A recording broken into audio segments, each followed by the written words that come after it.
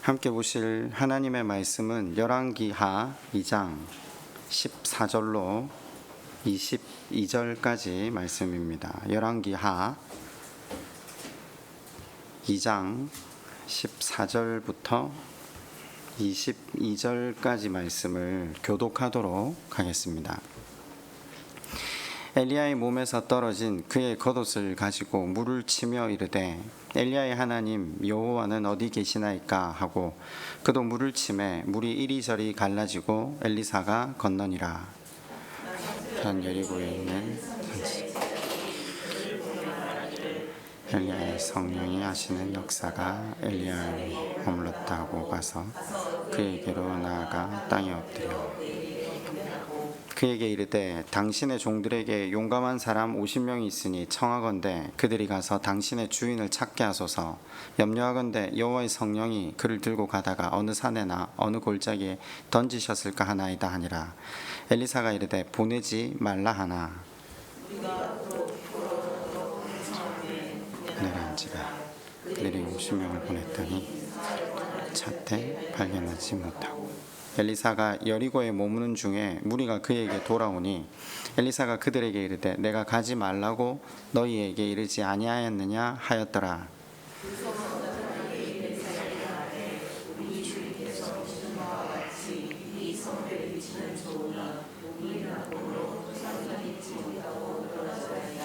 엘리사가 이르되 세 그릇에 소금을 담아 내게로 가져오라 하매 곧 가져온지라.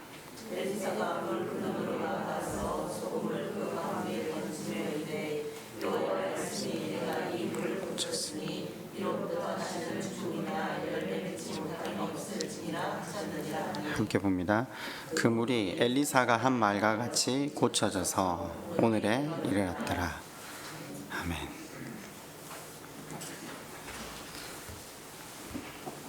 지난 시간 우리는 위대한 선지자 엘리야가 죽음을 보지 않고 하늘로 승천하는 장면을 살피는 동시에 엘리야의 후임자로 엘리사가 세움을 입는 장면을 함께 보았습니다. 엘리야는 그 마지막 여정의 길갈 여리고 요단을 돌 때 그 선지 학교를 돌아본 것이었거든요. 가는 곳마다 선지 생도들이 있는 것도 우리가 살폈죠. 그런데 우리는 그 많은 선지 생도들 가운데 선지 생도가 아닌 밭을 갈고 있던 농사꾼 출신 엘리사가 어떻게 엘리야의 후계자가 될 수 있었는가, 그것을 세 가지로 살펴보았죠. 지난 시간 엘리사는 끝까지 진리를 따르는 사람이었음을 먼저 살폈습니다. 길갈에서 여리고와 요단으로 엘리야가 엘리사에게 따라오지 말라고 이야기를 하는 사건이 3번이나 반복이 되었죠. 의미 없는 이야기가 성경에 3번이나 반복될 이유가 없습니다. 단순히 사람을 따라갔다는 것을 보여주려 함이 아니라 성경이 강조하려 했던 것이 무엇이었습니까? 엘리야를 통해 보여진 진리. 어떤 상황 속에서도 어떤 여건 속에서도 엘리사는 그 진리를 따르며 진리 안에 살기를 원하는 사람이었음을 살폈죠. 그와 같은 사람을 하나님이 기뻐하시고 당신의 도구 삼으심도 살폈습니다. 두 번째로 엘리사는 거룩한 소원을 가지고 있었던 사람이었죠. 승천하기 직전에 엘리야가 엘리사에게 묻잖아요. 너한테 소원이 있으면 말해라. 여러분, 항상 사람은요, 부지부식간에 자기가 제일 가치롭게 여기는 것을 소원하고 살아갑니다. 엘리사가 대답했던 소원의 내용이 무엇이었죠? 성령의 능력의 갑절이었습니다. 성령, 하나님의 영, 루아흐, 그 성령 하나님 그분과 교제하는 그 관계가 당신이 하나님과 그 친한 그 관계의 2배가 저는 더 하나님과 친하고 싶습니다. 내용인즉슨 그 말씀임을 우리가 지난 시간 말씀을 통해 살폈죠. 바꿔 말하면 나는 하나님과 더 깊은 교제를 나누는 사람이 되기를 원합니다. 지금 그 말이었습니다. 여러분, 이런 거룩한 소원을 가지고 있었으니까 진리를 끝까지 쫓고, 그죠? 성령과 더 깊은 교제 나누기를 바랬던 사람이 평상시에 누구보다 더 말씀을 많이 보고 묵상했지 않겠습니까? 누구보다 더 많이 하나님께 나아가 기도했지 않겠습니까? 하나님 만나길 애쓰지 않겠습니까? 말씀 읽고 묵상하고 기도하는 걸 우리는 경건생활이라고 합니다. 그죠?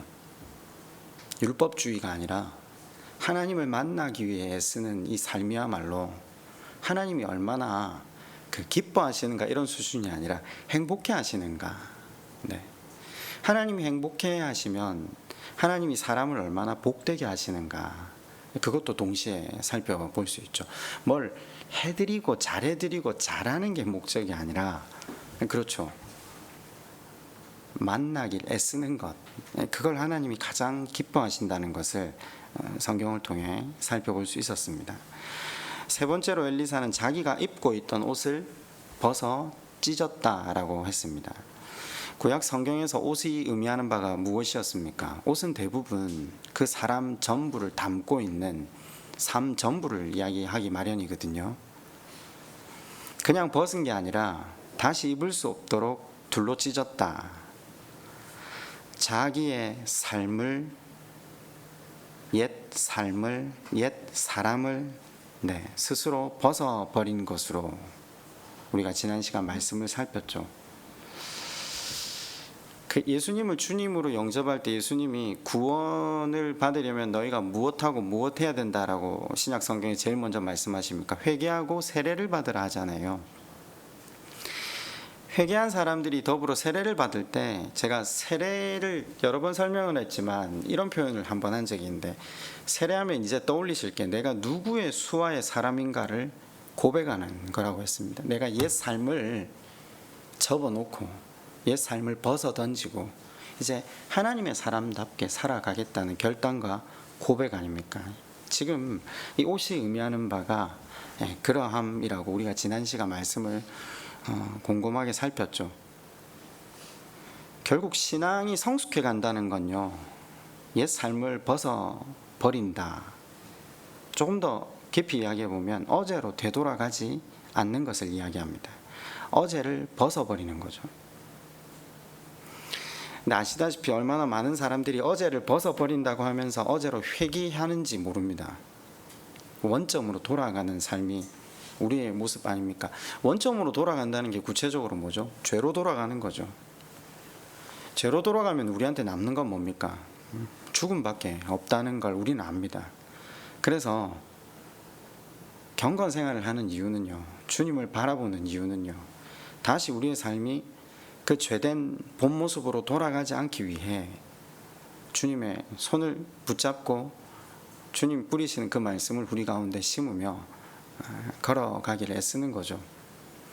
이처럼 엘리사가 옛 삶으로 돌아가지 않겠다고 결단하며 또 진리를 끝까지 따르려는 그의 중심, 또 성령과 더 깊은 교제 나누기를 소원했을 때에 어떤 사건이 일어났죠? 엘리사 앞에 가로막혀 있었던 요단강이 갈라집니다. 성경에서 물이 갈라진 건 도합 3번이거든요. 홍해가 한번 갈라진 것과 요단강이 갈라진 것. 물론 4번이네요. 여호수아 때 한 번 더 있었으니까요. 그죠? 근데 한 개인을 위해서 갈라진 때는 지금이 유일하다라고 했습니다. 이 사건에서만 보면 요단강이 2번 갈라졌잖아요. 조금 전에 엘리야와 엘리사가 건널 때 복수를 위한 갈라짐이었다면 지금은요, 오직 엘리사 한 개인만을 위한 갈라짐이 목격이 됩니다. 조금 전에는 한 지도자의 퇴장을 의미하는 갈라짐이었다면 지금 요단을 건너는 엘리사 앞에 요단이 갈라지는 것은 새 시대를 열는 하나님의 영광.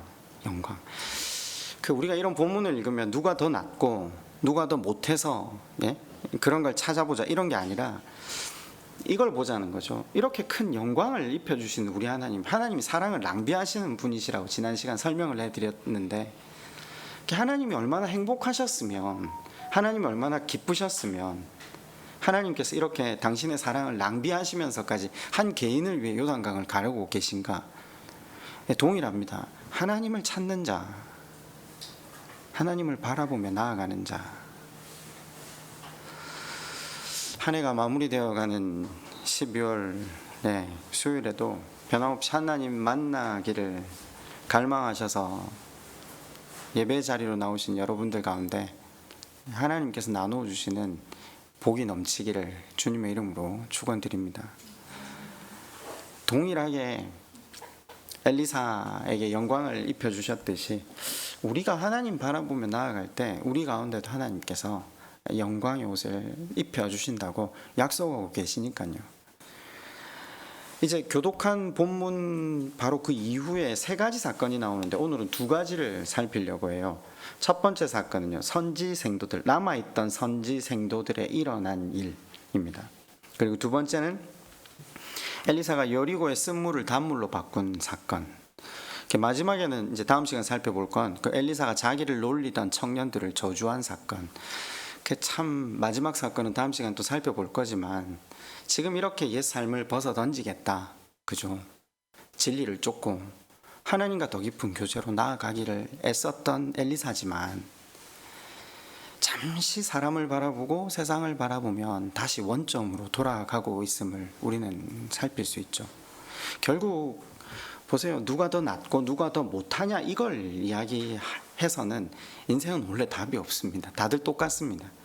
그저 어떻게 살아가는 것이 하나님을 기쁘시게 해드리는 건가. 결국은 하나님을 기쁘시게 해드리는 것, 그것으로 인해 하나님께서 행복해 하시면서 우리에게 약속하신 복을 부어주시는 것들을 기대하는 것이 우리 인생의 유일한 소망 아니겠습니까? 첫 번째 사건을 먼저 한번 살펴볼까요? 7절에는 강 반대편에 구경하고 있는 선지생도들을 보게 하죠. 그들이 뭘 했는가? 자, 2장 15절입니다. 맞은편 여리고에 있는 선지자의 제자들이 그를 보며 말하기를 엘리야의 성령이 하시는 역사가 엘리사 위에 머물렀다 하고 가서 그에게로 나아가 땅에 엎드려 그에게 경배하고. 회오리 바람을 타고 올라가 버렸잖아요. 그리고 나니까 누구만 남았죠? 엘리사 혼자. 그 뻔히 보고 있는데 요단강 건너편에 그 엘리사 혼자 남았는데 엘리사가 어떻게 되죠? 엘리사가 이쪽으로 넘어오기 위해서 하나님께서 요단강을 갈라주시는 걸 보죠. 그리고 갈라진 그 강 사이로 엘리사가 자기를 향해 걸어오니까 엘리야의 영감이 엘리사에게 임했구나. 이건 다 누구나 알 수 있는 거잖아요. 그랬더니 어떻게 하죠? 그를 영접하고 엘리사 앞에 무릎을 꿇고 절을 합니다. 제가 사실 중간에 그 내용들을 자세히 살피지는 않았는데 제자들이, 선지생도들이 엘리사가 말할 때마다 매우 퉁명스럽고 불친절하게 말하는 구절들을 아마 쉽사리 여러분도 발견하실 수 있을 겁니다. 왜냐하면 선지생도가 아니거든요. 제도권 안에서 자기들과 같은 교육과 훈련을 받은 사람이 아니거든요. 인정하고 싶지 않은 한 사람이 갑자기 후계자가 된대요. 인정을 하겠습니까? 그런데 지금 엘리야가 올라가자마자 하나님께서 직접 요단강을 가르셔서 그를 그 사이로 건너 보내시자마자 이건 어쩔 수가 없잖아요. 그 앞에 무릎을 꿇은 거죠. 후계자임을 인정한 거죠. 근데 중요한 건요, 눈으로 보이는 것이 있었기에 인정은 하지만 마음으로는 인정하지 않았습니다. 엘리사의 말을 듣지 않습니다. 16절입니다. 그에게 이르되 당신의 종들에게 용감한 사람 50명이 있으니 청하건대 그들이 가서 당신의 주인을 찾게 하소서. 염려하건대 여호와의 성령이 그를 들고 가다가 어느 산에나 어느 골짜기에 던지셨을까 하나이다. 엘리사 앞에 무릎 꿇어 경배했다라고 말은 하지만 다음 대사가 뭐죠? 자기한테 힘 꽤나 쓰는 50명의 사람들이 있는데 그 용감한 사람 50명을 보내서 엘리야를 찾게 해달라는 겁니다. 왜냐하면 엘리야가 하늘로 솟구치는 건 봤는데 거기까지만 본 거죠. 그것만 본 거죠. 그러니까 분명히 어느 산골짜기에 떨어졌을 거라는 거죠. 그 육체나 시체는 찾아야 되니까 영은 하나님이 거두셨다 생각하고요. 그죠? 이게 어처구니 없는 이야기죠. 영적 둔감성에 빠져 있는 모습을 그대로 보여주는 겁니다. 물론 언뜻 보면요, 사라진 엘리야, 그 스승을 향한 사랑이 깊은 것처럼 보일지 모르지만, 그렇죠, 얼마나 스승을 생각하면 사람을 풀어서라도 그 스승을 찾게 해달라는가. 아닙니다. 이건 스승을 사랑해서 하는 말도 아니고 반대로요, 오히려 하나님과 엘리야를 모독하는 말입니다. 왜냐? 만약 이들의 주장대로라면 하나님이 엘리야를 어느 산골짜기에 던져버리셨다. 그럼 하나님 필요할 때마다 사람을 사용하시다가 필요 없으면 들어다가 어디 내팽개 쳐버리시는 몰인정한 전혀 사랑이 없는 잔인한 존재가 되어버리지 않습니까? 그잖아요. 여러분, 무릎은 꿇었지만 그럼 또 왜 엘리사를 모욕하는 말이 되고 있는가? 지금 방금 당신은 우리의 스승으로 인정합니다. 무릎은 꿇었는데 엘리사가 지금 하는 말을 거절하잖아요. 그죠? 뭐라고 하면서 말을 한 겁니까? 사실 어느 산골짜기에나 던져졌는지 그를 찾아보겠다는 이 말은요, 엘리사에게 야 너는 네 스승이 없어졌는데 가슴도 안 아프고 신경이 쓰이지 않니? 지금 그 말입니다. 왜 이 선지 생도들이 이렇게 행동하고 말하고 있는 거죠? 눈으로 보이는 건 인정했지만 그러나 마음으로 인정하지 못하는 이유가 뭡니까?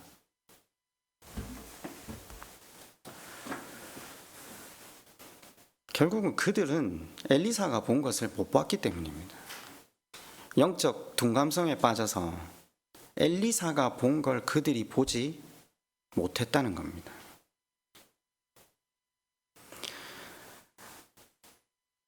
(2019년 8월에) 제가 일본에 휴가를 간 적이 있었는데, 동생이 일본에 3년째 거주하던 해여가지고 그 동생이 다니던 한인교회에 오빠가 오니까 설교를 한번 부탁을 하더라고요. 제가 처음으로 제가 동생 부탁을 거절하면서 설교가 하고 싶지 않다, 그냥 예배드리고 싶다. 동생이 몇 번을 부탁을 하고 제가 몇 번을 거절을 하다가 결국 제가 설교를 안 했거든요. 왜 제가 갑자기 이 이야기를 하냐면, 그 예배당이 뒤에 아이들 둘이를 데리고 이렇게 앉았는데, 그 교회도 뭐 일본 교회가 다들 작잖아요. 그 앞에 이제 장로님 한 분이 기타를 치시면서 찬양 인도를 하시던데, 뒤에서 이제 기도를 딱 하기 시작했는데, 예배당이 들어왔으니까 하나님 저를 제물로 드립니다 기도를 했는데, 갑자기 주마등처럼 지금 이 제물로 드릴 만한 이 제물이 온전치 못함이 주마등처럼 보이는 거예요. 그 앉아서 한참을 울었어요. 너무 고통스러워서. 예배자로서 설교를 하는 사람으로서 설 때와 예배자로서 설 때가 확연히 다른 시간이라는 걸 저는 알거든요. 그 휴가 때만 되면 어지간하면 설교를 하지 않고 그 예배자로서 앉아서 말씀의 내를 비춰볼 때마다 사실 엄청 처참할 때가 많거든요. 그날 찬양을 하면서 얼마나 많이 울었던지, 옆에 아이들 둘이가 한참 아빠가 왜 저렇게 우나. 여러분, 지금 엘리사가 보고 있는 건 뭐죠? 선지 생도들이 보지 못하는 건 뭐죠? 단지 지금 불말과 불수레를 이야기합니까?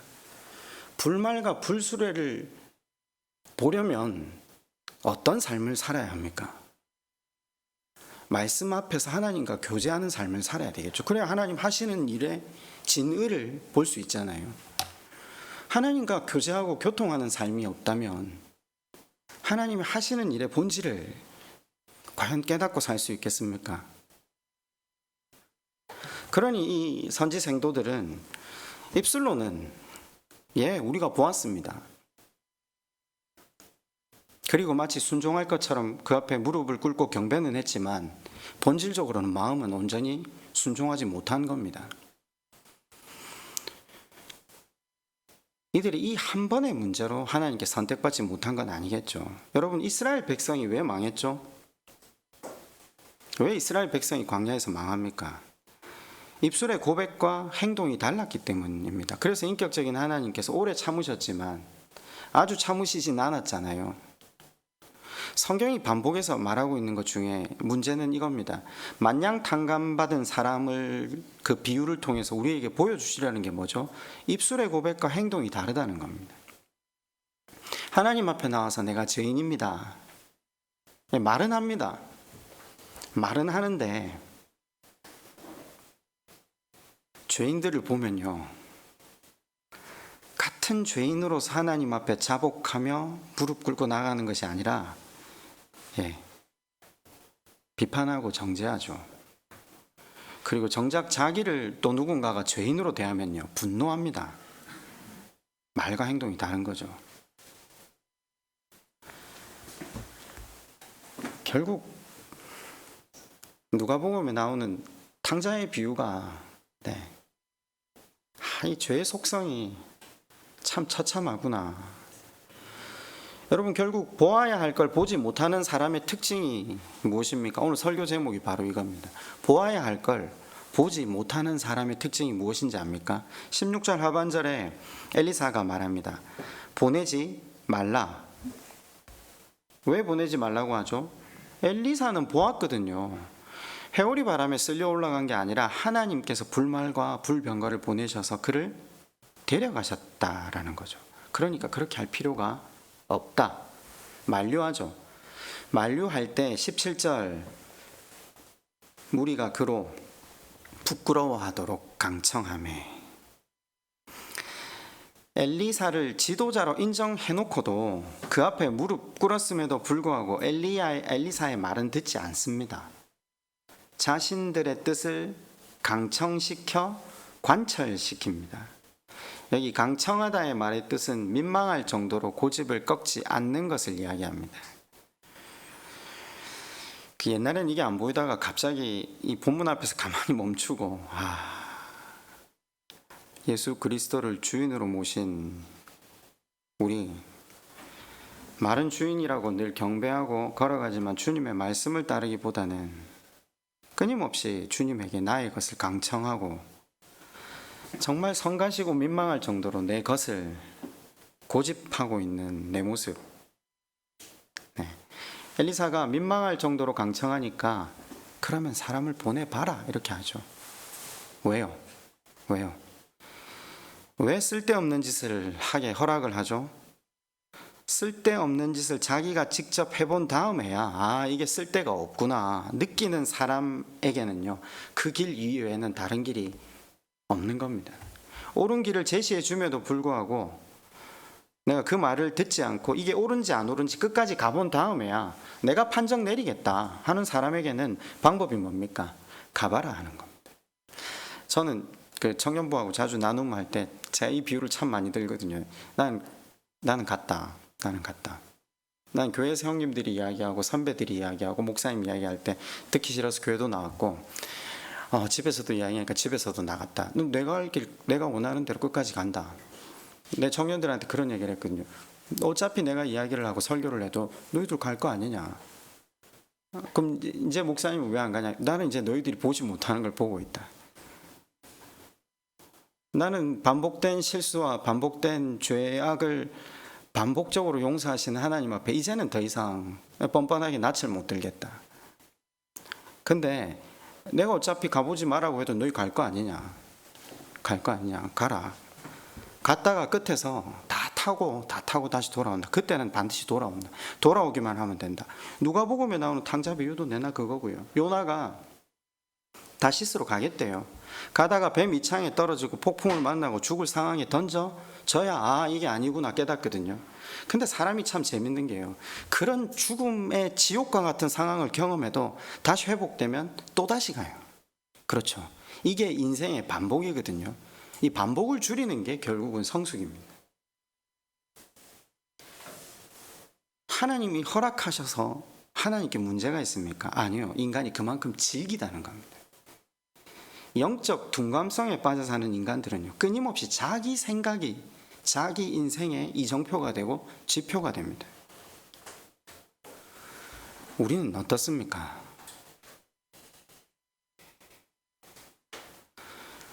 (17절) 하반절을 보니 사흘 동안을 찾되 발견하지 못하고, 발견할 리가 없죠. 쓸데없는 짓을 했으니까요.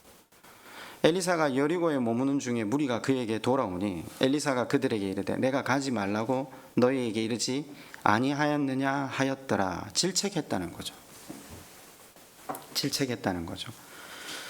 누구한테요? 쓸데없는 짓을 자기가 다 직접 해보고 이게 정말 죽을 행동이구나.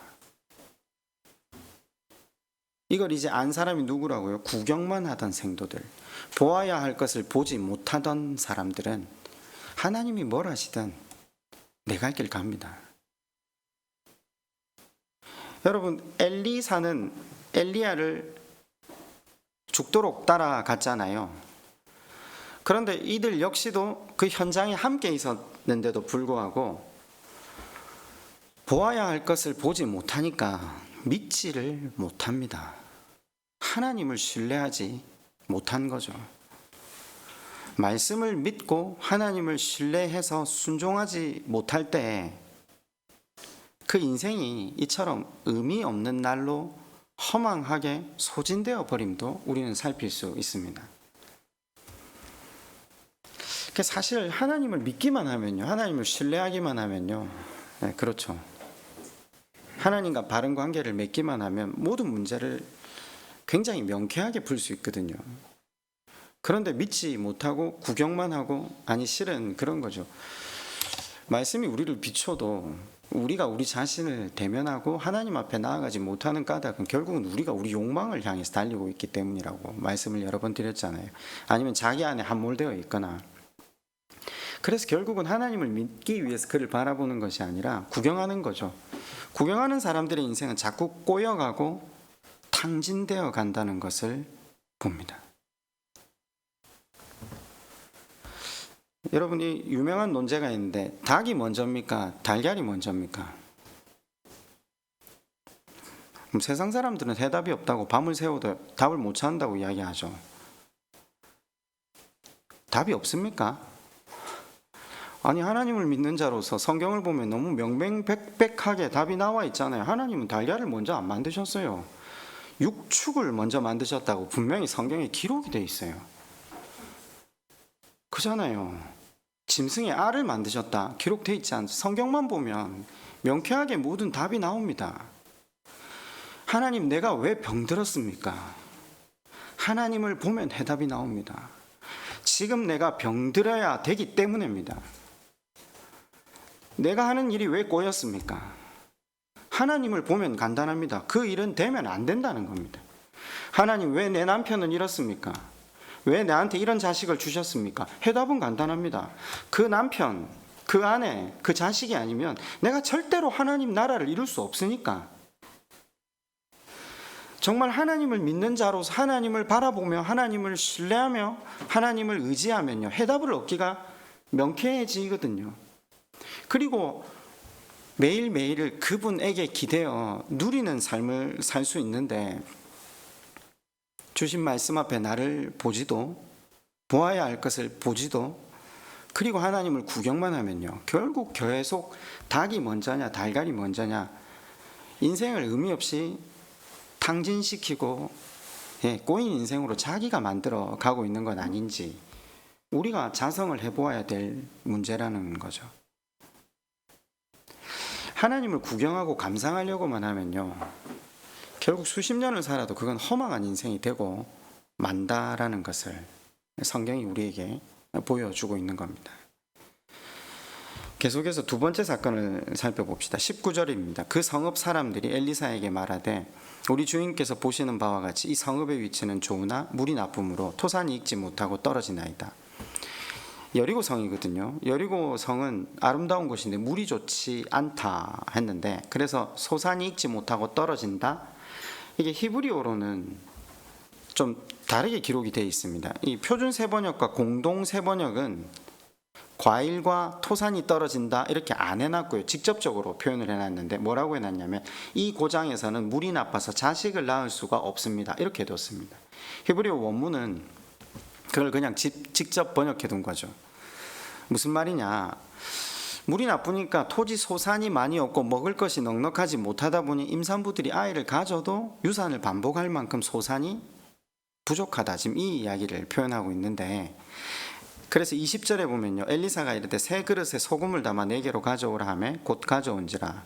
엘리사가 물 근원으로 나아가 소금을 그 가운데 던지며 이르되 여호와의 말씀이 내가 이 물을 고쳤으니 이로부터 다시는 죽음이나 열매 맺지 못함이 없을지니라 하셨느니라 하니, 그 물이 엘리사가 한 말과 같이 고쳐져서 오늘에 이르렀더라.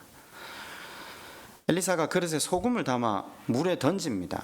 그랬더니 그 물이 생명의 물, 단물로 바뀌어서 오늘에까지 이르고 있다. 그러니까 열왕기하를 기록한 사람이 있을 때까지 그 물이 생명의 물, 단물로 흐르고 있다, 이렇게 표현하거든요. 근데 재밌는 건 지금까지도 여리고에 가면요, 엘리사의 샘이 보존되어 있대요.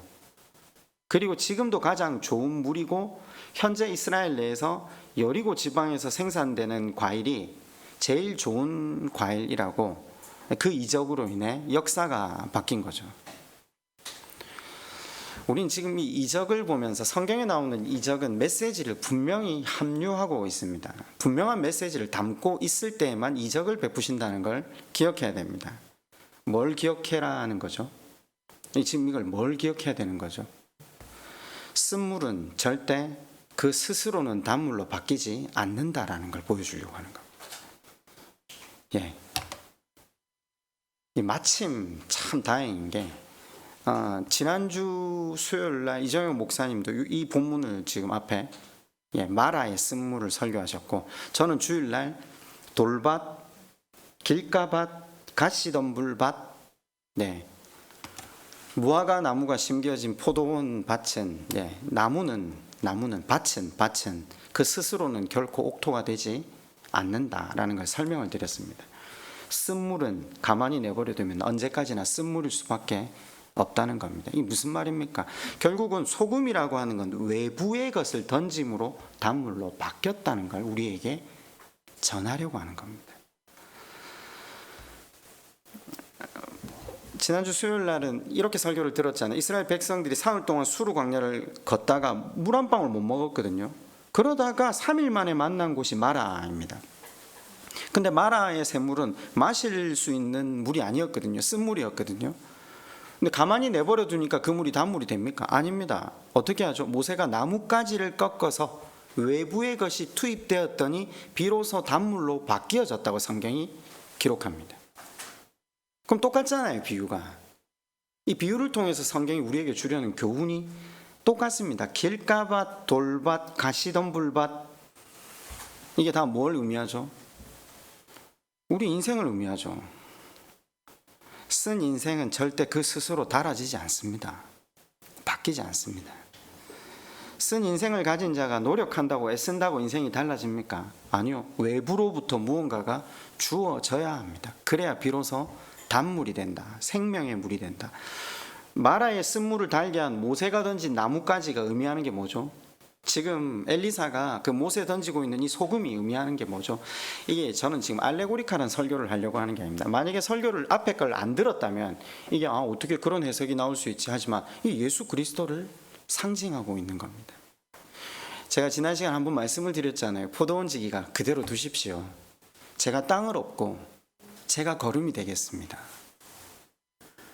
그분이 그 십자가가 우리 인생 속에 던져짐으로, 그분이 우리 죄를 다 덮으심으로 우리 인생이 달라진다는 것을 성경이 계속 이야기를 하려고 하는 겁니다.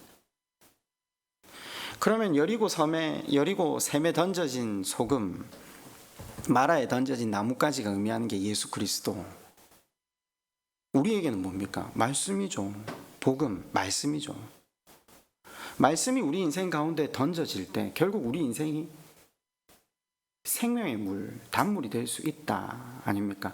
근데 만약에 마라의 샘이 모세의 가지를 배척했더라면, 여리고의 샘이 소금을 배척했더라면 그 물은 달아지지 않았겠죠. 그러나 그 나뭇가지를 그대로 받아들였을 때, 소금을 받아들였을 때, 제가 갑자기 왜 의인화시켜서 이야기를 하느냐면요, 하나님 은혜로 우리 삶 가운데 오신 예수 그리스도를 받아들이는 건 내가 해야 되는 문제입니다. 하나님을 만나 뵙고 말씀을 받아들이는 건 내가 해야 되는 겁니다. 아까 엘리사는 진리를 끝까지 쫓는 사람이라고 했잖아요. 하나님 그분과 교제하기를 애쓰는 사람이라고 했잖아요. 그래서 그가 평상시에 뭘 했겠습니까? 질문을 먼저 던졌고 당연히 기도하고 말씀을 묵상했겠죠. 그냥 우리가 어떤 사람의 삶을 보면 저 사람 경건 생활을 잘하네. 아니요, 그 정도가 아니라 이 사람이 하나님 그분이 아니면 내 인생이 달아질 수가 없구나. 말씀을 품지 않으면 내 인생이 소망이 없구나.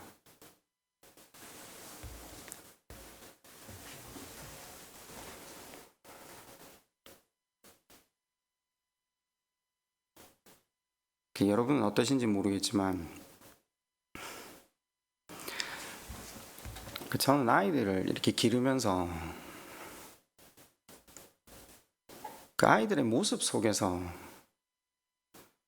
내가 가지고 있는 죄성들이 보일 때 그게 그냥 절망입니다. 어제 큐티를 하다가 우리 집 큰애가 그런 얘기를 잠시 하더라고요. 아빠, 판단하는 건 하나님 자리에 앉는 거고 사람을 판단하는 것 자체가 죄인데 그 우리가 판단을 하지 않고 살 수 있냐 질문을 하길래 내가 그런 이야기를 잠시 했어요. 판단은 반드시 해야 된다.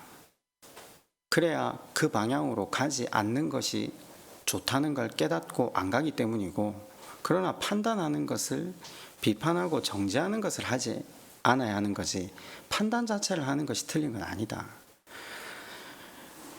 제가 그 말을 하고 잠시 이렇게 있는데, 제가 집사람하고 이야기를 나눌 때 누군가에 대한 판단이나 누군가에 대한 이야기를 거의 안 하려고 엄청 애를 쓰거든요. 왜냐하면 목사라는 아빠가 누군가를 끊임없이 안고 이해하고 덮어주는 모습을 보이지 않으면서 하나님을 소개하고 사랑을 이야기하고 용서를 이야기한다. 그러면 아이들은 이 이중성의 괴리 속에 빠질 게 뻔하거든요. 도울 김용욱이 다른 데서 길러지는 게 아니라 우리 집에서 길러질 수 있다는 걸 제가 알거든요. 그래서 어지간하면 어떻게 해서든 안 하려고 엄청 애를 쓰는데 첫째한테서도 어느 날 그 모습이 보이고요. 둘째한테서도 내가 잘못하면 내 때문에 저 아이가 냉담하고 예수님을 바라보지 않는 상황까지 몰아갈 수 있겠구나. 이것 때문에 얼마나 하나님 앞에 절망하고 또 절망했는지 사실 모르거든요. 하나님, 내 안에 일어나는 내 말들이나 내 행동이나 내 생각과 내 사고는 죄된 모습밖인데 내가 이걸 보이지 않고 산다는 것 자체도 불가능하고, 그래서 내가 이 아이들이 하나님을 온전히 바라보게 한다는 것 자체가 불가능한데, 근데 다시 아이들 속에서 그걸 대면하면요, 그냥 사실은 절망이거든요. 그냥 절망 정도가 아니라 이게 삶의 소망이 그냥 다 끊어지는 느낌이죠. 여러분 어떠세요? 하나님께서 우리를 포기하지 않으시고 지금 외부에서 투입된다 하셨잖아요. 영적 둔감성 속에 빠진 이 제자들을 보면서 하나님 뭘 하셔도 내 갈 길 가잖아요. 우리 얼마나 즐깁니까? 아마 예수님이 오셔서 설득하셔도 우리는 우리가 싫으면 우리 좋은 대로 갈 인간들이거든요. 근데 예수님이 당신이 스스로를 죽이시면서 당신 전부를 우리를 덮으셔가지고 가도 다시 돌아오기만 하면, 다시 하나님 바라보기만 하고 고개만 들어가지고 그죠, 삼손이 그 죽는 마당에도 저들 다 죽여주세요라고 원수 갚아주세요 라면서 고개를 들었다는 그 이유만으로도 하나님 다시 안아주시는 분인데, 주님의 말씀이 내 안에 들어오고 다시 그 주님의 말씀이 내 심령 가운데 심어지고 주님께서 내 마음밭을 다시 갈아엎지 않으시면 소망이 없습니다. 소망이 없습니다. 다시 하나님을 의지하며 나아갑니다. 우리 한번 이 시간 함께 기도할까요?